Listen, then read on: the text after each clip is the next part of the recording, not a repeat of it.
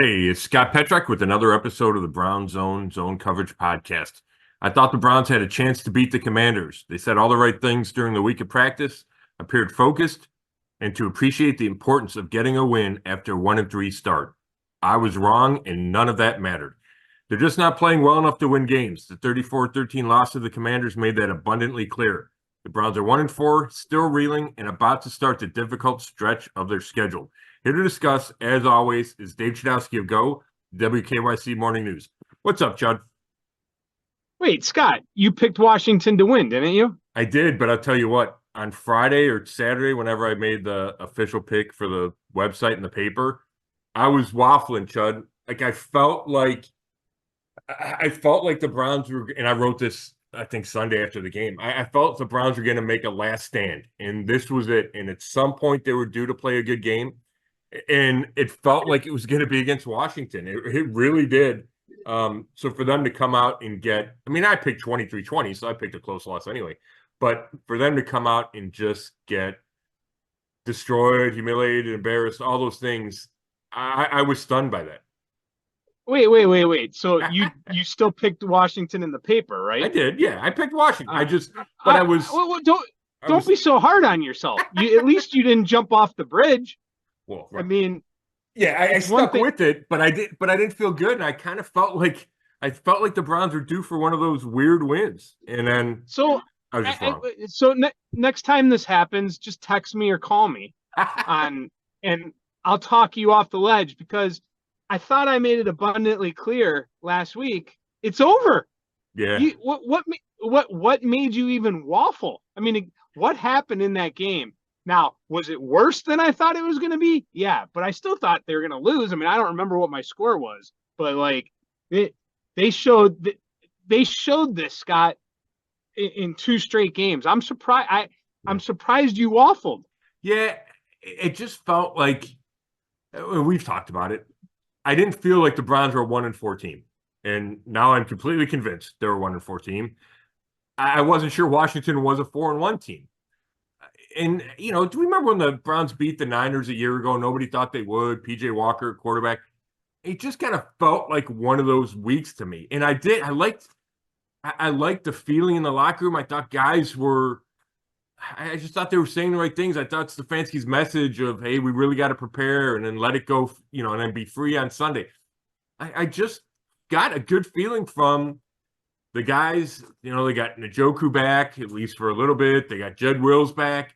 I thought, okay, maybe, that would be the week. And then obviously it wasn't. And they look like a 1-4 team. If there ever was a 1-4 team, that's what it looks like.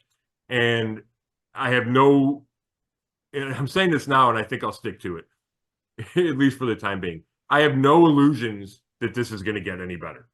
I don't think they're going to go 1-16, but I think things are just bad, and I think they're going to stay bad, and I'm not sure how they get out of this. Yeah. Well, it's just a matter of when you get to this point, right? I mean, I agree 100% with you that what you're saying right now is exactly what I said last week. Yeah. I mean, I said they were done. Right. They're like, yeah, they're going to win a couple more games. I mean, I just don't know how many, and maybe they can, at least not look so awful losing. But if anyone out there thinks that they can turn this around, I just, we said on the morning show the other day, and I think Myles Garrett said it, right? Like it feels like they're stuck in the mud, and Yeah. it's like quicksand and they can't get out. Doesn't it feel that way?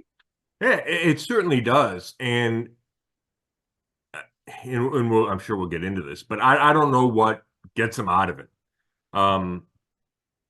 And maybe they change play callers. Kevin Stefanski left the door. We're starting to tape this Tuesday, Tuesday morning.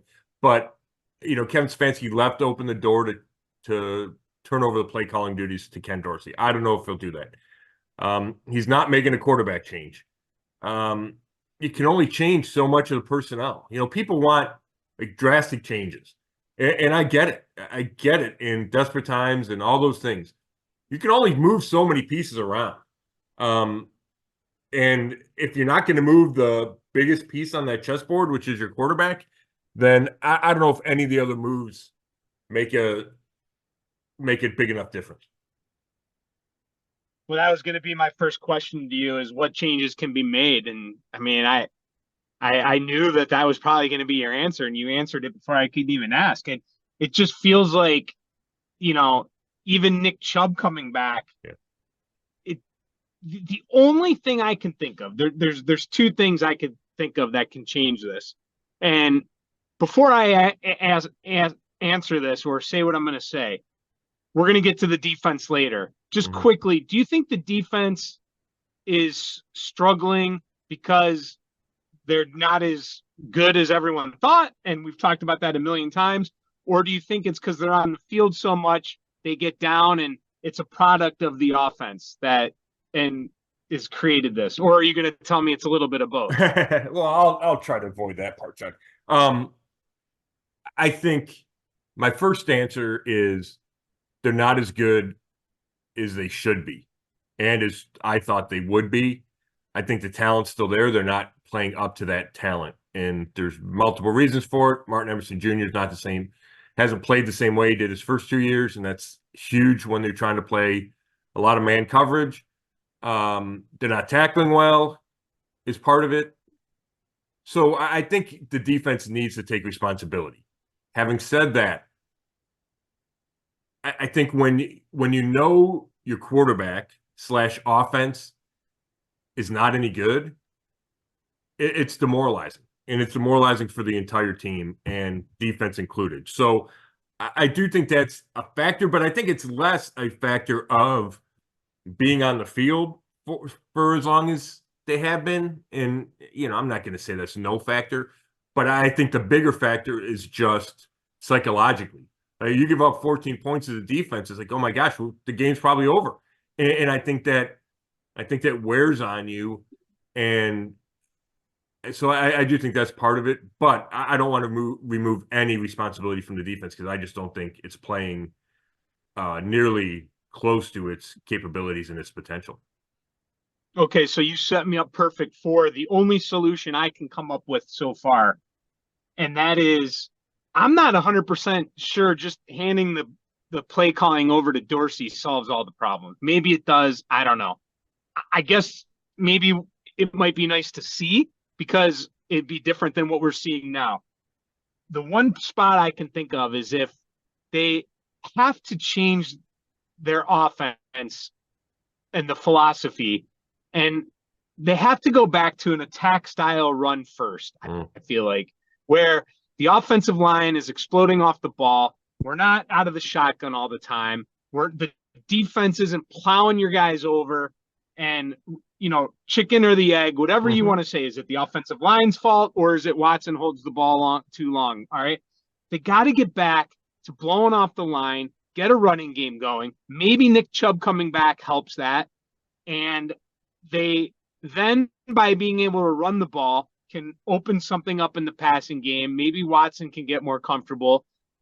That is one scenario. And if they do better, then that helps the defense become better, because they're not on the field so much, and it's not as demoralizing, like you said.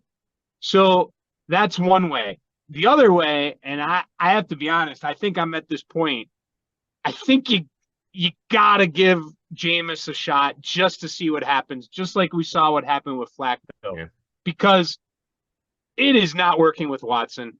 And I know they're not going to do it. And I think it's terrible that they won't consider it. I just don't, Stefanski, let's see, did I put his quote down? He said, I think I've been pretty clear, guys, all along. This is not a one-person type of deal. And he's referring to changing quarterbacks, right? Yep. So I disagree with that, because one person, Joe Flacco, made the difference last year. We've seen other quarterbacks, one person, make a difference on teams across the NFL. Like, literally one person could change this offense. So why not see if your backup can do it? And if he doesn't do it, all right, so you lose another game. Big deal. You've already lost enough with the guy you have. But they're not going to do it because of the amount of money and the trade they made. So I just threw a lot at you. You did. You covered a lot of things there, Sean. I'm going to start with the quarterback stuff.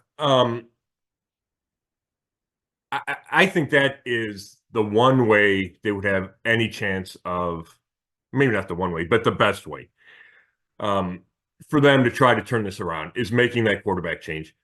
And, I thought Watson played pretty well against the Raiders, and then he can't follow that up against the Commanders. And it's what we've seen in the past. And again, it's not all his fault, but he's not seeing the field clearly. They're not picking up the blitzes, which I blame part of that on him.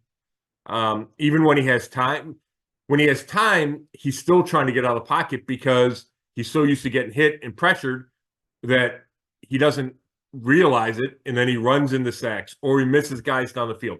He's not seeing guys open enough. It just doesn't feel like he has a complete command and or understanding of the offense. And I think that shows up time and time again.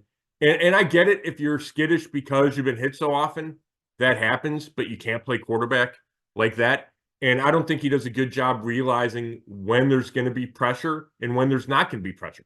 So if you know that your 5 or 6 guys are coming and you might not be able to pick it up, then that's when you got to be looking to get out. But I feel like that's when he kind of stays in the pocket. And then when the defense only rushes 4 guys, and he should say, okay, this is when I can stand in the pocket and get comfortable and look down the field, he still takes off. Then that's when he takes off. So I just don't think he's playing well enough and processing well enough.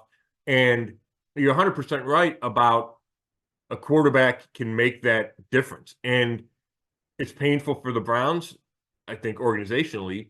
But Joe Flacco is that perfect example. And we're seeing it in Indianapolis, where he's putting up all these big numbers and throwing for 300 yards every game like he did here.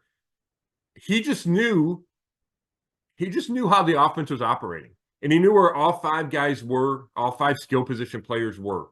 And he just has a better feel for the game and the pocket and all of it than Deshaun Watson does. And I don't know how long that's sustainable. And right, I don't know if you can win a Super Bowl, go to the playoffs, and Joe Flacco starting 17 games. I don't know. Maybe we'll see it in Indianapolis if they stick with him and don't go back to Richardson. But your point is dead on that if you have that quarterback, things change. There's a better tempo. There's a more confidence. We saw it with Joe Flacco in that amazing playoff run last year. He lifted up that whole locker room with how he was able to come in and play. That included the defense. So I don't know if Jameis Winston can do it. I think you have to give him that chance. If the goal is to win this week in Philadelphia, if that were the only goal, then Jameis Winston would be your starting quarterback. Or you would assign Joe Flacco, re-sign Joe Flacco instead of Winston, and he would have been, he'd be in there and he would give you hope. But I also understand why the Browns aren't going to make that move. And it's because you mentioned the money. Yes, the money is a huge part of it. It just is. But that also makes sense to me. Like, they are so committed to Deshaun Watson.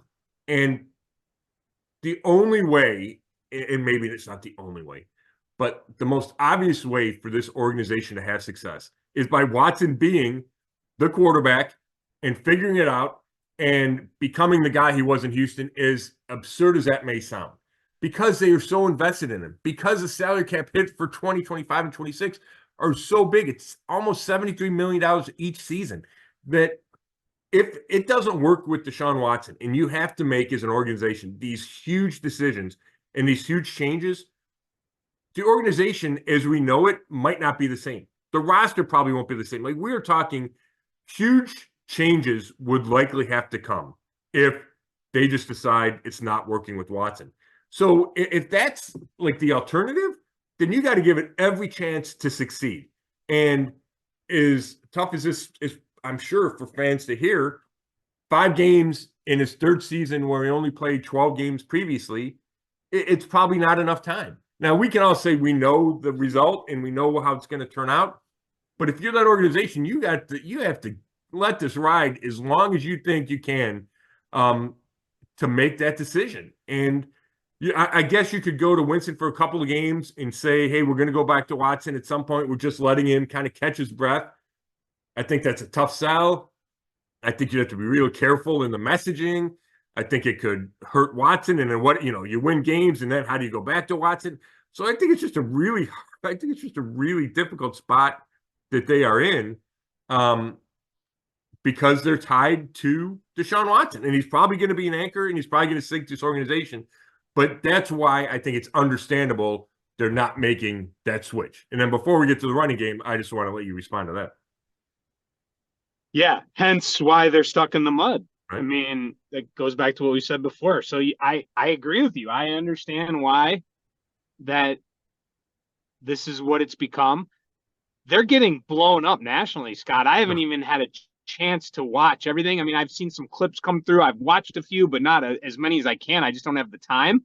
But they're getting buried nationally, whether we care or not. I don't know.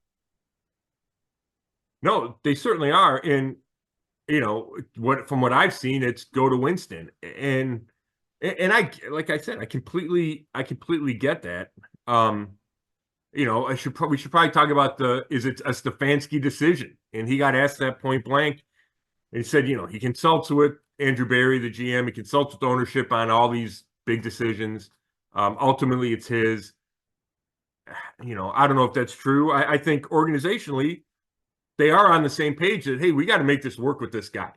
Now, if they said to Stefanski, hey, you got to go beat the Eagles, start whoever you want, I think there's a good chance he goes with Jameis Winston, for all the reasons we just laid out.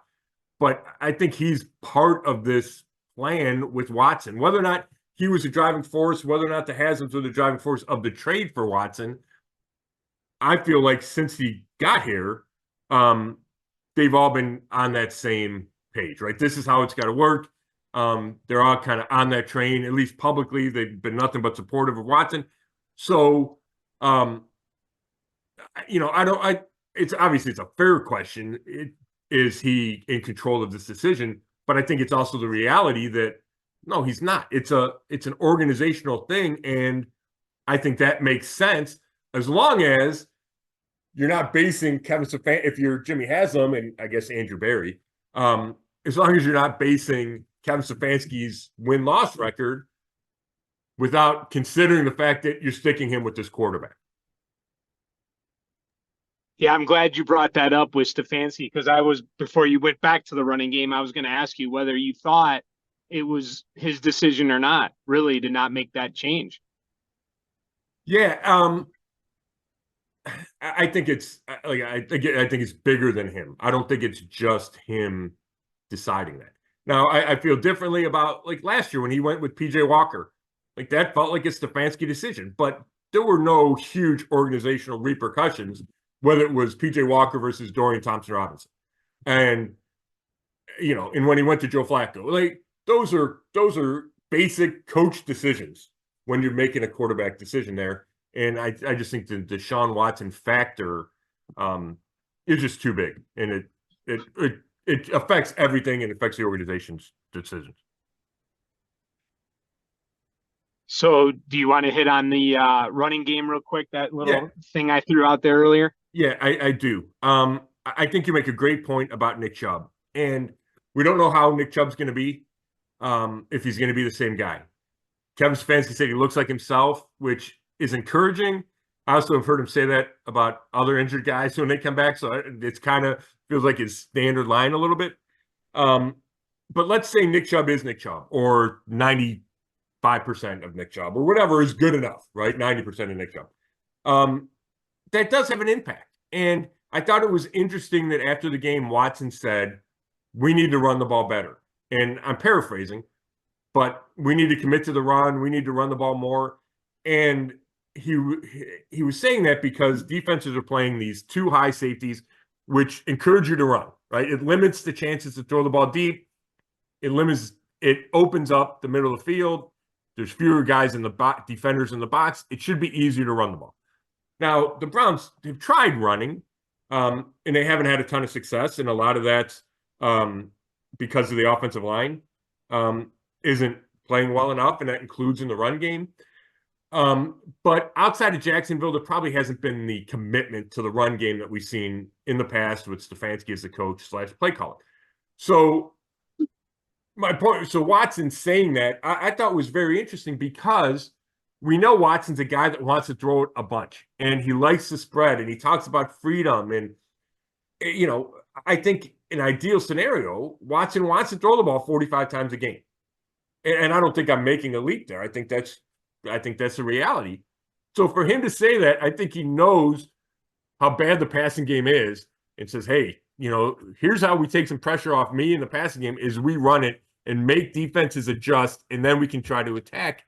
And I don't know if the Browns without Nick Chubb are capable of doing that, but with Nick Chubb, they have a chance. And you're right. If they come out and they can run the ball consistently with Nick Chubb and get in better second downs and better third down situations, then you can convert some third downs. Like all of a sudden, then you can picture this offense working. Now, another layer to that is, well, do you do it out of the shotgun? Or do you go back to the play action game that Stefanski has used forever, but they've kind of gone away from that because they think Watson's better in the spread and he's better out of the shotgun. So there's moving pieces, but I do think you're 100% right when you talk about Chubb. That is one way. And I don't know, I still think your quarterback needs to play better, and I don't think just having Nick Chubb changes everything. But I do think that is one thing you can pin some hopes on if you're a Browns fan, is that maybe they go heavy run and it's Nick Chubb. And I don't know if Nick Chubb will play against Philly, but whenever he comes back and plays. And that can change the momentum of the offense. Scott, can you help the listeners just kind of understand where we're at with the offense as far as how it's being run? Because, you hear different analysts talk about it, and I know Stefanski gets asked about it, but how is the offense different this year than it was last year? And who really is running the show? And, you keep hearing, well, if they go back to the offense they had last year. I mean, can you explain the difference Yeah, I think last year to this year and what we're dealing with? Yeah, I think that's a good question, Chud. I would say the main part of it, and they tried to tweak the offense at the beginning of last year, not nearly to the differences of this year when they bring in Ken Dorsey as a coordinator, make those changes to the offensive coaching staff. But you saw it especially when Joe Flacco came in at the end of the season. It went back to the heavy play action under center on early downs system that Stefanski learned from Gary Kubiak and ran in Minnesota and ran in his first years here. And, so that, I mean, Browns fans are used to, right? It's a lot of the wide zone, but it doesn't have to be wide zone for the running game, but it's under center. You play action that freezes the defense. The quarterback turns his head around and can make a throw. And sometimes it's bootlegs for the quarterback, but it looks like that. It's similar to what San Francisco runs. There's plenty of teams in the league that run that. Well, they've largely gone away from that. Now, it's not completely. They have some play action. But the number of times they're under center, that the quarterback is under center, is way less than it was previously. And all of this is designed to maximize Deshaun Watson's skill set. And Deshaun Watson likes playing in the shotgun. He likes the spread formations. So we see way less 2 tight ends and 3 tight ends than we did in the past this year. We see a lot of 3 wide receivers, 4 wide receivers. We've even seen 5 wide receivers at times. More empty backfield sets, which is supposed to make the picture clearer for Deshaun Watson because you get everybody out, you know where all the defenders are. So those, I want to say that those are the major changes. So when you're watching a game on Sunday, it's look at all the 3 receiver sets that they're in. That's way more than it used to be. Look at how many times Deshaun Watson lines up in the shotgun. It's way more than it used to be. And then you have the run pass options where he gets the ball and he reads the linebacker and can either hand it off or keep it and make a quick throw. And they have not been, in my opinion, really successful in those RPOs. And, part of that's probably decision-making. And part of it's probably practice. And this whole, the offense in a whole is kind of new to it. Watson's not necessarily new to it. But those are changes that Ken Dorsey and the rest of those guys, Tommy Rees, brought in. It's just, and Deshaun Watson's excited about it, more freedom, like he would say. So when people say go back to what you did, it would be more under center, more play action, and it'll be interesting to see if they do that. Like they tried, it felt like they tried to do that week 2 in Jacksonville. They went with some jumbo personnel. They ran it early in the games. And it's not all Watson. Like there's a belief that you have to throw the ball a bunch to succeed in this league, but you can throw it off play action. And that's the biggest thing. And could they go back to that? I suppose, but that's not what Deshaun Watson does best. It's not a great fit. When this offense worked the best with the Browns under Stefanski, it was Baker in 2020 and Joe Flacco at the end of last year. And I think you could probably argue, even though they didn't win a lot of games, so kind of Kobe Brissett in those early games in 2022. It's to go play. The problem is you have the wrong guy then running that style of play. Yeah, yes, which is, yeah, you have the wrong guy for Kevin Stefanski's system. And when they met in Houston, he talked with Watson about how he would fit and how I think that they could tweak the system to better fit Watson. And you've seen them try to do that. Now, and I think Stefanski is smart enough to make those changes. The problem is, I don't think Watson's excelling in this system either. And that's the big problem. And I just don't know, if your quarterback's not doing what you need him to do, like I think it's probably harder for Stefanski to call plays and game plan doing this than with what he was completely comfortable with. I think he makes that adjustment. And I think with Ken Dorsey and the other coaches, like I believe the plan is solid and Stefanski's play calls are probably overall fine. But you need your quarterback to execute those. And to me, that's the biggest issue. And I'll tell people we're taping this in 2 segments, so this is now Tuesday afternoon. Since we did the early one, I saw a breakdown of Watson. It was a sack in that botched beginning of the third quarter series, right? They get the turnover, they get to the 2-yard line, then it blows up. Well, before Jerry Jeudy drops a pass, I think on third down, he and Amari Cooper run a crossing route, and it's obvious that 2 guys go with Cooper. Jerry Jeudy's wide open. Watson is looking that direction. He doesn't throw it and winds up running into a sack. And there's a million examples of that throughout the year where that's happened. And if you're a coach, play caller, offensive guy like Kevin Stefanski, you just can't live like that. It's so hard to coach when you can't trust your quarterback to make an easy read. Do you feel the relationship between Stefanski and Watson is injured? I mean, you kind of had a question, which I guess basically without going in detail on which specific questions, it definitely seems like and it might just be the frustration of losing overall, but do you think there's an issue there between the two? I don't, from a personality standpoint.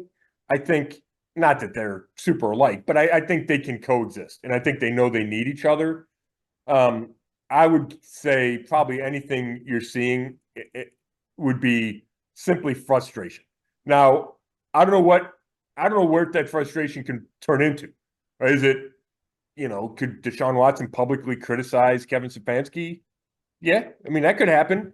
I think Stefanski's too disciplined to throw Watson under the bus publicly. I mean, he's had a million chances and really hasn't done it. You can, if you read between the lines, you can catch a couple of things, but he has not done that when the opportunity's been there. So who knows, right? These losses continue. I don't know where this could go.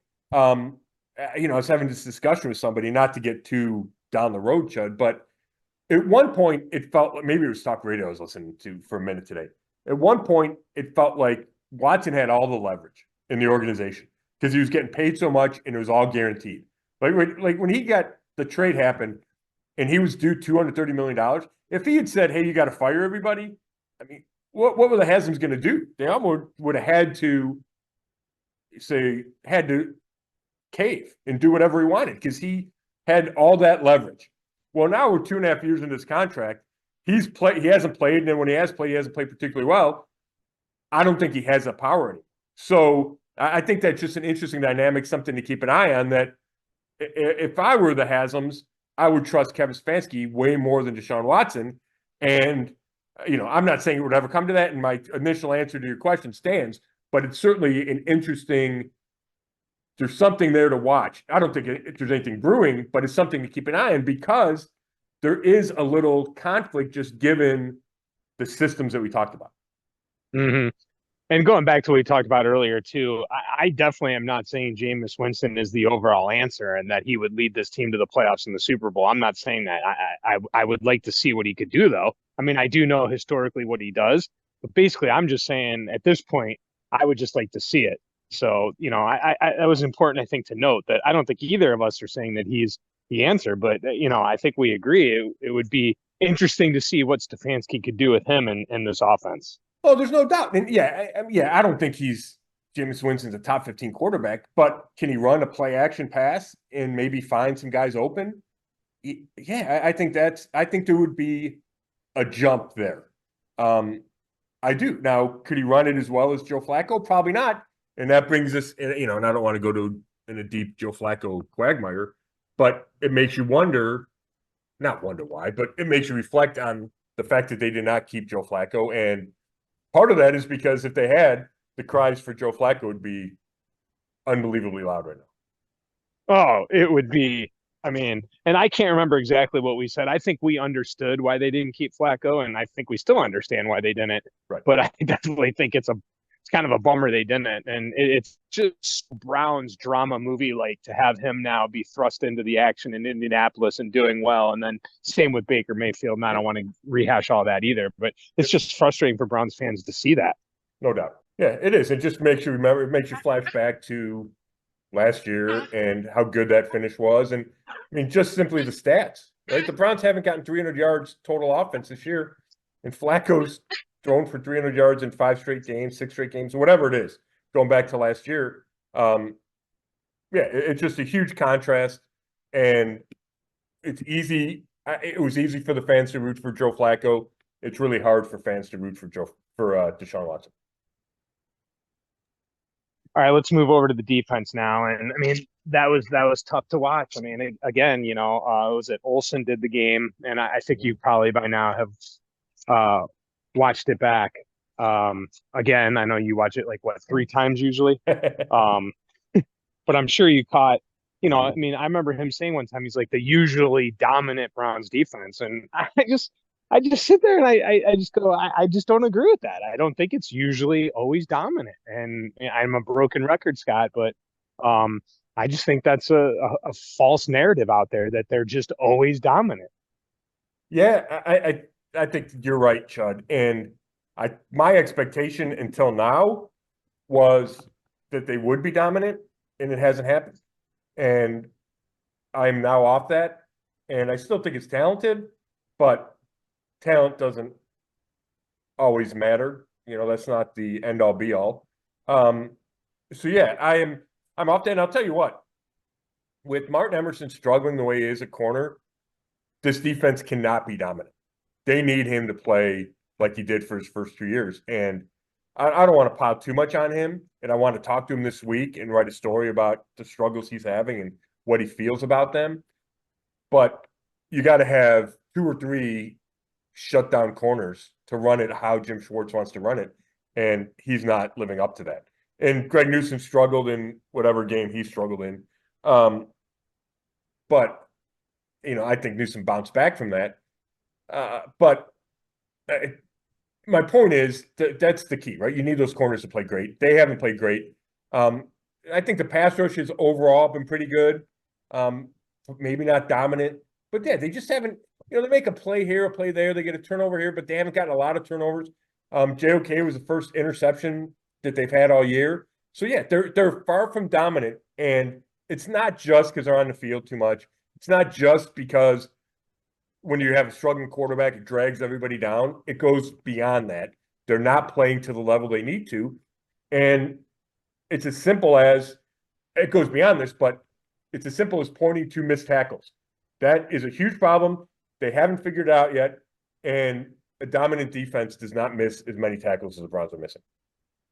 Yeah, 434 yards, 4 touchdowns. Of course, they were on the field too much. Scott, I missed the very beginning of what you said there, so I don't know if you brought up Denzel Ward, but just, availability is the key in life. And I mean, we're just, we see it over and over and over. yeah, he's one of the best out there. But it just the injuries continue to happen for him, and when he left the game, it made a difference. Yeah, no, you're exactly right. They had him, and when I was watching, and I haven't finished the second rewatch, Chud, but I watched part of it again. It looked to me like they opened the game with Denzel Ward shadowing Terry McLaurin. And we talked about it in after the Giants game, why he wasn't doing that with Malik Neighbors. They made the switch and they made the adjustment. And there was that one deep pass, but it wasn't all Ward's fault. I thought Ronnie Hickman, the safety, didn't play deep like he should have. JOK should have gotten the sack, and him and Grant Delpit kind of run into each other. But overall, Denzel Ward has been great this year. He probably should have another interception or two, but he's played really well. He's got a league high, I think it's 9 passes defense. But he missed a lot of the Jacksonville game because of his shoulder. Then he leaves that game with a hamstring, and we don't know how long he's going to miss. So, I mean, maybe he doesn't miss any time, but he already missed part of the Washington game. So you're right, Chud. And, Denzel Ward plays 13 or 14 games a year as a Pro Bowl level corner. That's fine. And I think you're going to have to live with that. But it's frustrating because he is such a key piece and he's so good that I understand fans' frustration when he misses as much time as he has for a variety of injury reasons. Mm-hmm. Oftentimes we talk about, one play, if the field goal goes in, the whole narrative changes. There really is no narrative change in this one. It was just a beatdown in all phases. But one play I just want to throw at you, and I'm not saying this would have changed the game, but I think I'm kind of getting tired of this fourth and goal, Jameis Winston. I think it's okay if it's like inches and he sneaks it up the middle, but like trying to get cute and fancy, I think maybe I've seen enough of it. Yeah, I'll give you that. It obviously backfired. They're trying not to get Watson killed on a sneak. They don't think he's a good sneaker. I think that's part of it. Winston is bigger. And they're trying not to just have him die for it every time, right? They're trying to be creative. But when it backfires, it doesn't look good. And the 4th and 1 that didn't work followed a 3rd and 1 inside handoff that didn't work. On 4th and 1, Zach Zinter, they go unbalanced, and the rookie guard is playing, outside the left tackle, and he gets off the snap slow. Like everybody's moving except him, and the linebacker beats him to the edge. And, then Dante Foreman kind of loses his balance. He's, a guy flashes at him, but it's a poor job blocking, a poor job running. And I get your point, Judd. They're not doing even the basics right. So when they try to do something different and it doesn't work, I get that that's annoying. Hey, I grabbed this from something that you wrote, and I just want to read it just for all the listeners, just to, hear this and just how this sounds. This is what you wrote. As the Browns dropped to 1-4 with their 3rd straight loss, they kept their streak intact of not scoring 20 points, not reaching 300 yards, and Watson not throwing for 200 yards. The Browns are last in the league with 3.8 yards of play, the worst through 5 games since the 2018 Bills, 30th with 15.8 points a game, and last on 3rd down, converting 18.2%. They've scored 7 offensive touchdowns. Wow. I know. Every once in a while, you just got to put it in a paragraph and just remind people how bad it is. Not that they need reminding, but just lay it out, right? That's our job. Just lay it out. Man, it's hard to fathom how bad those numbers are, Judd, with a quarterback that is supposed to be good. I mean, that's where it starts. And again, it's not all Watson, and guys drop passes and the protection's been terrible. But it starts with Deshaun Watson. If you have a high level quarterback, you don't lose. Your offense does not look this poor for this long. Yeah, no doubt. All right, well, I'm ready to move on with our prediction and the Eagles, unless you got anything else. No, I think I'm good, buddy. I mean, and you know what? The Eagles are coming off a bye. They just got was their last game was against Tampa Bay, I think, right? Baker took it to them, so they're going to be upset that they're rested. It's another road game. third straight road game. I mean, all signs point to trouble for the Browns this week, right? Yeah, and I'll pick first, Chud. But I had one note that I wanted to say. I think we started early in the conversation and got sidetracked about the play calling. I think I've always said Stefanski should call plays. And I still think it's not his fault. But if you're not going to change quarterbacks, which you're not going to do, the only other way to generate some spark is to change play callers. I'm not saying it would work. In fact, I'd be highly skeptical of it working. But if you want to call it Ken Dorsey's offense, which, it's a blend, but let's just say it. Ken Dorsey's offense, maybe you let Ken Dorsey call the plays and see if something happens there, see if it can spark something. And Stefanski left the door open for that when we talked to him Monday. So there's a chance Wednesday that he says, yes, we're changing play callers. There's a chance he doesn't say. There's a chance he says, no, we're keeping it the same. But I would not expect that to be the cure-all. I think if you're going to do it, like desperate times, desperate measures kind of thing, and this would be the time to pull that out. Now, it makes it tough because what if they have no luck with Dorsey 3 weeks later, then you're in the same spot and you got to go back to Stefanski. So it's not ideal, but I could listen to that argument if you're just saying we got to figure out something to turn it around. So having said that, I'm with you on the Eagles, Chud. I mean, they're like 9.5-point favorites last time I saw, and it's not been good. They haven't been great this year. They're 2-2.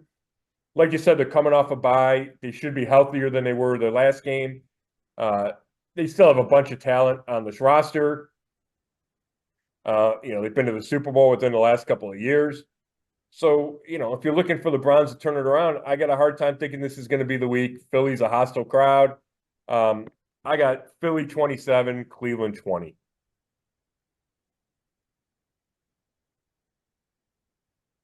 $27-20. Wow, we're pretty close. So they get to 20, right? If you get to 20, right. Which might count as a victory. I don't have much to say. Wow, that's a good point. Yeah, I didn't think about that. You're going out on a limb there. Yeah, You 27-20. So then you have the Browns covering then. Not only do you have them getting to 20, you have them covering. I do. I just have a hard time picking blowouts in this league. I guess that's the bottom line. I think the defense probably plays a little bit better and still gives up points, and then the offense plays maybe a little bit better. And 20 is not bad, but yes, it would count as better. And all of a sudden, you got to cover. Maybe it's a backdoor cover. Yeah, right. Yeah, I pretty much gave you my nuggets on the Eagles, and not a lot of research there. I mean, I don't think I need to do a lot of research here early in the week, but I just feel like going on the road, third game in a row, the Eagles coming off a bye. I just need, I'm back to that. You got to show me that you can, actually compete right now in an NFL game, and they haven't really done that here of recent times. So I'm going to go Philadelphia 27, just like you did. And I'm going 27-13. Okay. All right. So I can see that, Chud. Yeah. I mean, we're just a touchdown off. Yeah. I mean, that sounds totally within reason. No doubt about it. Mm-hmm. So, well, I appreciate it, Chud. All right. A little split podcast today. Hopefully, yeah. I appreciate you making the time. And we'll see. This could be an interesting week out there, right? We could have. Who knows what we have coming out of Berea this week? So they could have some IR guys coming back. They could have more roster moves, play calling change. Who knows? Who knows what'll happen? When you're 1-4, you got to be on it. Right? When you're covering a 1-4 team, you got to be ready for anything. So we'll see. One thing is we have plenty of experience covering teams like this. Right? Yeah. There's no doubt. There's no doubt that we have plenty of experience covering bad teams with drama and dysfunction. There's no doubt about that. So. All right. Have a good week, buddy. And we'll talk again next week. Yeah, I appreciate it, Chud. Hey, everybody, thanks for listening. This has been another episode of the Zone Coverage Podcast, and you can read all my work at brownzone.com. Thanks a lot.